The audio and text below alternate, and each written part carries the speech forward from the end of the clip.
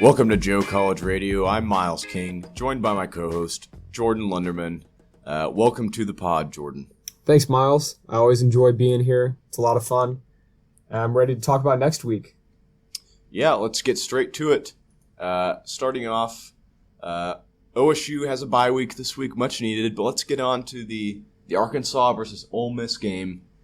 This is a big game for the Hogs coming off the loss to Bama, where they weren't really competitive for most of it. Do you think they're going to be able to bounce back and play a good game versus Ole Miss, which has plenty of talent but has struggled to complete games this year? Yeah, this one's a toss-up for me. Ole Miss definitely shows that they're able to compete in every game. And the way they played Alabama, it looks like they should be fine handling the Hogs. Our defense is going to have to step up big time. And I'm sure now that we have 2 losses, we don't want to go 4-3. And Ole Miss wants the same. So this is a big game for both teams, just to kind of see the hierarchy in the SEC West, and it's pivotal. That Arkansas has yet to win a game in the SEC.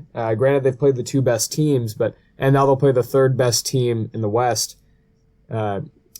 It's going to be tough. I think they can pull it out, but I think Ole Miss could also win the game. So I'm not in a place right now where I could say confidently either way. Yeah, this is a massive game for both teams. Like you said, Arkansas hasn't won an SEC game yet this year, which is pretty concerning.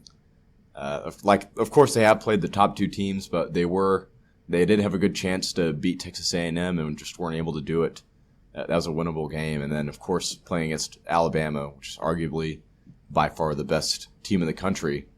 But a huge game for the Hogs. Hopefully they'll be able to show up and, at the very least, put up a fight, make it a game.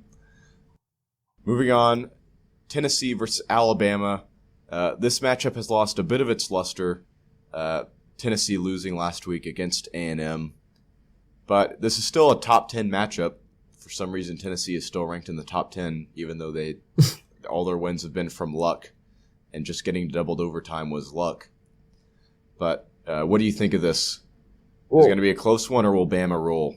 To hit on that point you made about it being luck, of course, 4 of their games have been close calls. They could have easily lost all of them. Should have lost most of them.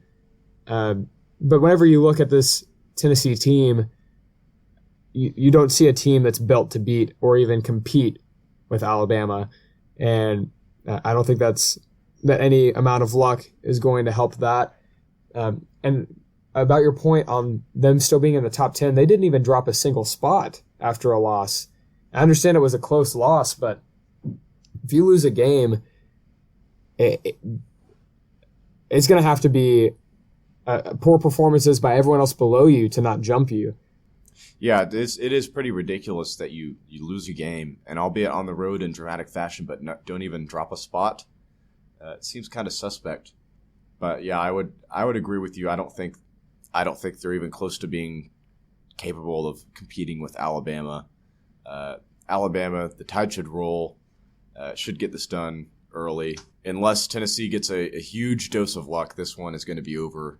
It's going to be over quickly. They're going to have to get that liquid luck that Ron Weasley had to use to make the Quidditch team in Harry Potter for sure. And maybe that's not even enough. Yeah. Who knows if even bringing James McWeeny on staff for this game would help him. Don't you dare, Miles. You know James McWeeny would bring home the victory. With 5 career shutouts in only 10 games, I don't think he's going to lose that one. No, he definitely would strengthen the defense. He is a defensive mastermind for his time, way ahead of the game. Yeah, most teams didn't even know to put 11 men on the field at that time. He was a pioneer. Of course, now he is well over 100 years behind the game, but maybe he is so far behind that he is now ahead. Football is like a circular racetrack, and since he hasn't moved past the starting line, it's almost like he's getting a head start on everybody. It's very philosophical, Miles. Speaking of philosophy, let's move on to the philosophy of Big Ten football. Ohio State versus Wisconsin. I'm expecting this one to be a bit of a different game than the snooze fest we had between Wisconsin and Michigan. Wisconsin's defense is great, but Ohio State's offense can definitely pack a lot more of a punch than Michigan's can. Yeah, this one, I don't know if I would say that they can pack more of a punch based on how Michigan's played lately. They definitely have more talent, but Michigan plays as a team. But as it pertains to this game, it'll definitely be a lot more interesting than that Michigan-Wisconsin game if you're an Ohio State fan, because they are going to destroy Wisconsin this weekend. It's not going to be close, and it's going to be Ohio State and Michigan that essentially have their play-in game to the Big Ten championship and then to the playoff. Whoa. Not so fast, my friend. I think it's going to be closer than the experts think. If the experts think the line is 50 points, then I'll say closer than the experts think. Okay. Wow, that is a on bold proclamation. 50 points. I was over-exaggerating. I would give Ohio State a 20-point margin. Not on a betting line, but if I were to predict the game, I would assume Ohio State probably wins by 20. I think it will be a closer game than we're expecting. I mean, Wisconsin has been kind of doubted this year. I doubted them. They came out, and of course LSU has not looked good so far this year, but they came out and beat LSU. They played Michigan tough the entire game.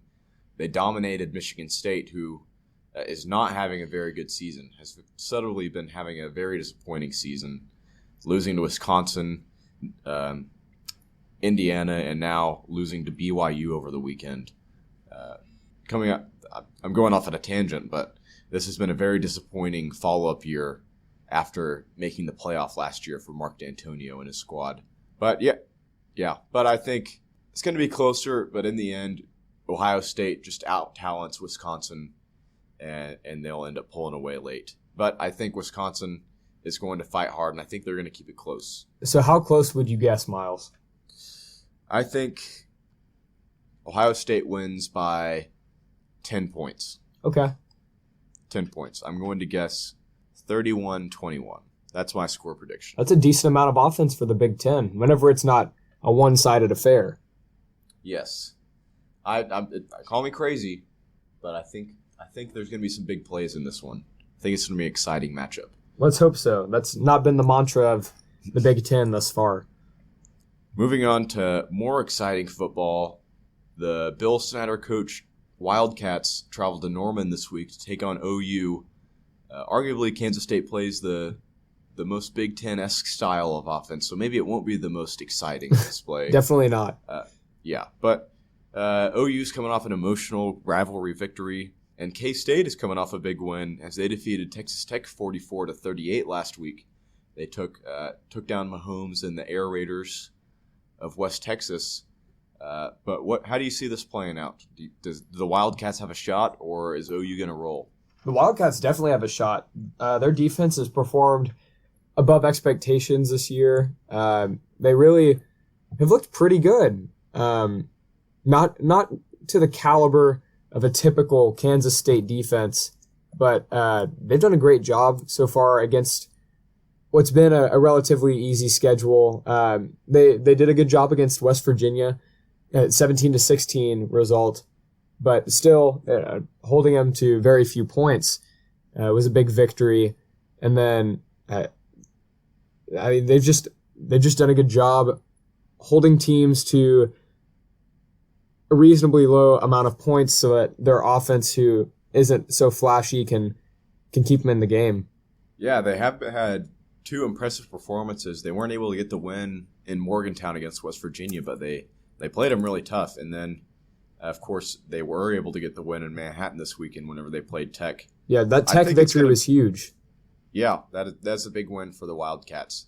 I think it is going to be a little bit closer than you'd expect just looking at the game on paper, because they do have a tough defense this year, possibly the best defense in the Big 12. At least statistically right now, they have by far the best defense in the Big 12. Right, but you do have to take into consideration competition, and they have played very well, like shutting out Missouri State, and even if they are Missouri State, a shutout's a shutout, and that's tough to do against any team. They're really showing that they can be dominant, but Looking It'd at be a result James McWeeny would be proud of. absolutely, and if you look at Oklahoma's schedule, they have lost one home game this year against a quality team, and they generally against quality teams don't do well at home. They're cupcakes, they'll crush, but it's not a good sign specifically whenever a top 5 team comes to Norman, but especially when a quality team of any sort comes to Norman. And OU's had Kansas State's number, but this could be a different year. Yeah, I mean, if the Wildcats keep it close, you could begin to see some anxiousness rising around the stadium and some tension going late in the game if the Wildcats could keep it close, because they do have the capability to win this game. Of course, they will be far outmatched talent-wise, but Bill Snyder always has a good game plan going. He is a phenomenal football coach, as he's proven by being able to coach for so long at the highest level of college football. And I wouldn't say that it's a far outmatched talent-wise necessarily. Oklahoma's never been a great recruiting school, despite their prowess as a great football team. So Kansas State isn't too far under the Oklahoma talent level. And of course, like you said, Bill Snyder, he's been coaching for years, coaching against another coach that's been coaching for years, and Bob Stoops. It really comes down to the heart of the players. And I mean, Kansas State, they have that 11 o'clock game. Not a lot of teams are up to play at that time. It's not exciting for them. They know they're not getting a primetime slot. So you can watch Oklahoma slip here, but I'm not confident enough to make a pick right as of this moment. It's going to be a tough one to pick by the end of the week, and it'll be interesting to see who Miles and I pick in our weekly picks. Yes, at which I note I do lead that series 23-18 to 22-19, I believe, is the records at the moment. And or are the records at the moment. I will say I did originally intend to put Arizona as the winner. I'm sorry for the confusion, but if I hadn't, it would be a tied game, or a tied season record. But I'm glad that we caught the mistake. Thank you to Pat McTighe for catching that mistake on our Facebook post. I appreciated him keeping our integrity up. Yes. Now, our last game we're going to preview, this is West Virginia versus Texas Tech. West Virginia still undefeated. Not really getting the national recognition and hype they probably deserve for being an undefeated team. They're only ranked number 20, but I think they really deserve a lot more recognition nationally and a higher ranking. But I digress. Tech coming off a disappointing loss like we discussed earlier. Do you think this is the week West Virginia finally gets another loss, or is it back-to-back disappointing results for Cliff Kingsbury? I think this is probably going to be their first loss. And Miles, I believe the reason why they've only risen to number 20 in the country is that they've played 4 games total, and they've been against Missouri, who's one of the worst teams in the SEC, Youngstown State, who they only beat by 17, a BYU team that can either play with anybody or looks inept and just unable to perform on the field, and then a Kansas State team that's good, but they only won by 1. So not a convincing margin of victory against the opponents that they've had. I think Texas Tech takes it to them pretty easily. Wow, a bold prediction. Lubbock's going to be a lot happier with Kingsbury after that game. Based on the perception of West Virginia, I think there's no way that West Virginia scores at the capacity that Texas Tech can. Yeah, I mean it is a huge game for Cliff Kingsbury because he is the former quarterback of the Red Raiders, but at what point do you think the Red Raider fans are going to start thinking that they need to get more results out of him than they currently have been, because they've been just kind of motoring along to 6-6, 7-5 seasons. How long will they allow that to continue? Who knows? But he'll do a lot to cool down his seat if he gets a big win this weekend. I'm not sure. I'm not going to make a pick at this moment just because it's too close to call at the moment for me. but it should be an exciting game. Lots of offense on both sides. At the very least, it will be an entertaining game to watch. Absolutely, but these are two teams with similar styles, both being air raid offenses, but totally different execution to start the season. West Virginia's been getting the W's, but Texas Tech has had the offensive production that they've wanted. And they've played much tougher competition throughout the season. So I think, and to get back on Cliff Kingsbury, the point of Cliff Kingsbury, he's just got to find himself a defensive coordinator, because he is a very offensive-minded coach, and he's got them rolling. But Stephen F. Austin's putting up 17, Arizona State 55, Louisiana Tech 45, Kansas State 38, Kansas State 44, and Arizona State put up 68. I apologize for that. So it's 17, 68, 45, 19, and 44 points throughout the year. Their defense isn't doing them any favors, and the only way that they're really winning any games is by outscoring the opposing team. So they know how to do that, and they know how to win by doing that, but he does need to find himself a new defensive coordinator or someone on staff that can bring in the recruits that they need if that's the issue. Yeah.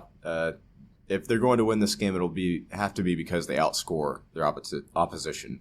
And that sounds dumb whenever we say that, because of course the winner has to outscore the loser, but by that we mean that the defenses are not performing to the way that they should, and so it's going to be a shooting match, and we're saying that whoever ends with the ball last is essentially going to win the game, or that's the feel of the game.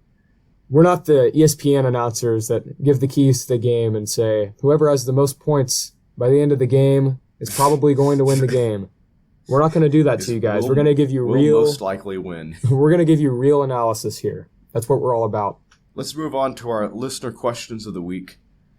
First one from FFOTP Lucas Ginder at Big G23. He asks, if OSU wins out and Baylor loses 2, does OSU deserve a chance at the Final Four? What are your thoughts, Jordan? I think that's a bit of a stretch, Miles. There are too many great teams right now, and none of them are faltering on the field. And so if you have a one-loss Michigan, I think they would make the playoff before an Oklahoma State. I think a one-loss Ohio State, a one-loss Louisville, possibly a one-loss Houston. I don't know how strong of a case you can make for that. The eye test, they've looked better, but of course the level of competition isn't the same. I think OSU, it's going to be tough because Central Michigan didn't deserve to win the game against OSU, but they did in the record book, and they played them close. So that's still a question mark, or a questionable win/loss for Oklahoma State, however you want to look at it. But like I said, if you remove that game, it's still tough to take them over other one-loss teams that have played so well so far this season. Yeah, it all depends on if hypothetically they were to win out. It all depends on how those results pan out. If they come out and play like they did against Iowa State and they win every game, but it's like that, I'd say the chances are slim to none that they make a sniff of the playoff, just because they're not going to pass the eye test like you mentioned earlier. However, if I think they really step it up, if they just come out and are destroying opponents and they end the season against TCU and OU, which of course TCU, they both had a little bit of a down year, but they're still quality opposition. If they win and win those games big, I think you'd have to give them the chance at making the playoff, because they would have won their conference and finished the season in dominating style. But of course, this is all hypothetical. It's unlikely. But Miles, can you take a one-loss team, or I guess a two-loss in Oklahoma State's case? Asterisk. And with an asterisk, of course. Could you take that team from what looks like the worst Power 5 conference this year? Could you take that team? I guess you could argue the Pac-12. They haven't been performing as well either. But could you take that team and substitute them for a Virginia Tech or a Miami if they end up with one loss, or a Washington if they end up with one loss? a Michigan, an Ohio State, a Texas A&M, and Alabama, a Louisville. There are just too many teams right now that are looking very strong, and Oklahoma State doesn't even look like the best team in the Big 12 right now. Yeah, they definitely are on the outside looking in. They need a lot of help. They need a Clemson or a Washington from the ACC and the Pac-12 respectively to lose a game or two to have a chance at making the playoff. Because even if they do get to the season with that one true loss, with like you mentioned, the strength of the Big 12 has been down this season, so they'd need some help from other conferences. They'd need the top teams in those conferences to finish on a weak note. But this is all hypothetical. This would be if they went out. I don't foresee them winning out. I see them losing one or two more games, probably finishing at a still respectable 9-3. I think. I'm not counting the Central Michigan game as a true loss. So if they were to end up 9-3, do you think they get outmatched in another bowl game again? Do you think because of how the conference has performed so far, they're not prepared to take on a team with the same record from a different conference? It just depends on the team, I think. If they get matched up with like an Ole Miss like they did last year, a team who beat Alabama, the national champions, you might be out of luck. And of course, then we were a little bit banged up. Mason still wasn't 100% coming off of that injury.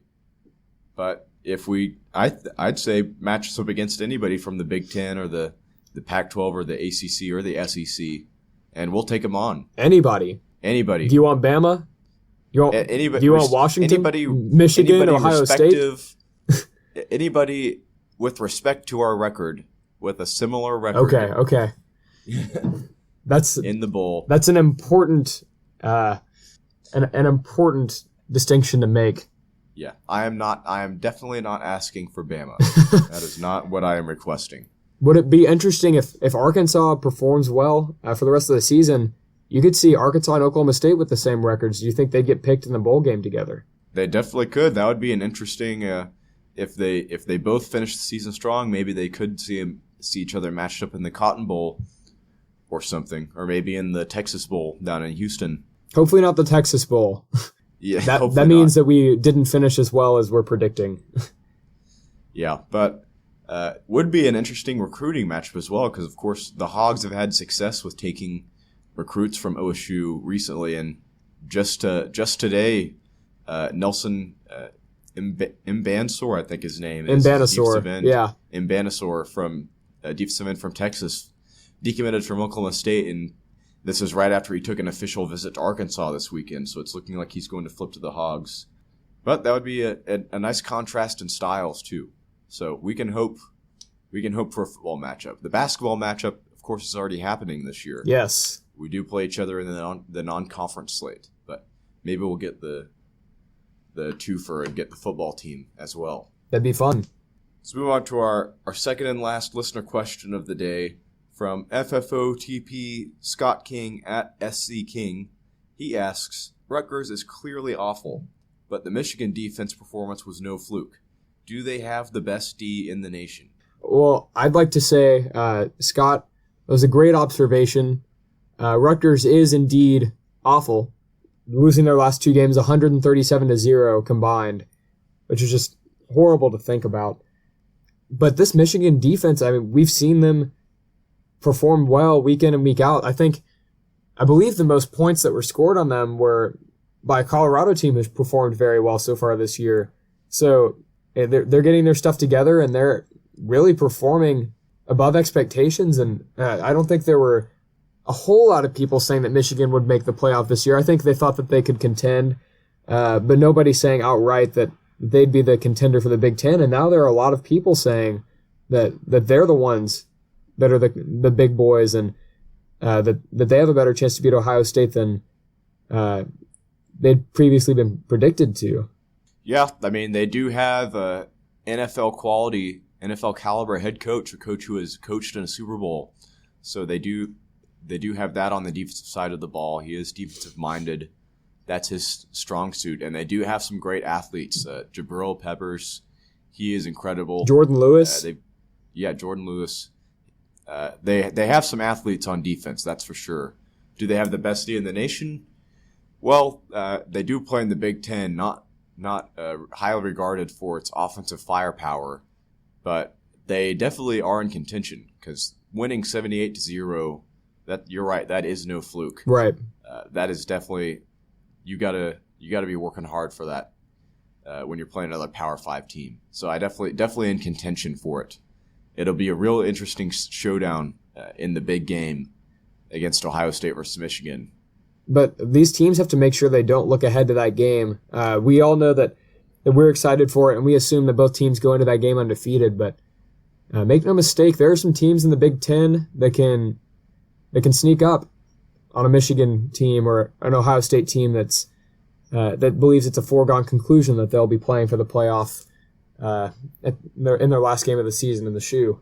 Yeah, as we see on a weekly basis in college football, any team can beat anybody on any given day. You've always got to come out firing all cylinders and be on top of your game if you want to have a chance at making the playoff and winning your conference championship. So definitely, we hope, well, I generally cheer for upsets, but just in that game in a vacuum, we'd hope that they'd come in undefeated because it would make for a great matchup between two great teams. Probably be a plan for the playoff at that point. Definitely. And then, but look out for an upset in the Big Ten championship game because you could have a Wisconsin come in and beat them in that game. Yeah, that's right. They might. Even if Wisconsin loses to both Michigan and Ohio State this year, they could get a second chance in the Big Ten title game. And we already saw they played Michigan close. We'll see how I expect them to play Ohio State close as well, but they could pull an upset there and kind of throw a wrench in things. If that happens, it'll be interesting to see how the playoff committee deals with something like that happening. Absolutely, and if that happens, if there's a loss in the championship game by the team that could have made the playoff, it's going to make an even stronger case to the Big 12 that they have to have a playoff game because those games are important. Or not a championship game. Yeah. It's just an extra data point for them. Yeah. Of course, the Big 12 is a mess, so we'll see. They'll probably never make the right decision regarding anything. Way to be faithful, Miles. Yeah, the league is dead. I've resigned to the fact that the league is dead. It's over. Do you think that they'll disband?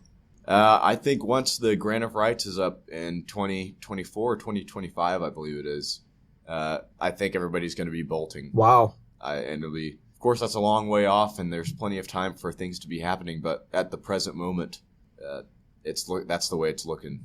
Wow, that's big news, and hopefully in 9 years, we'll be able to cover that and say, "Hey, you called it."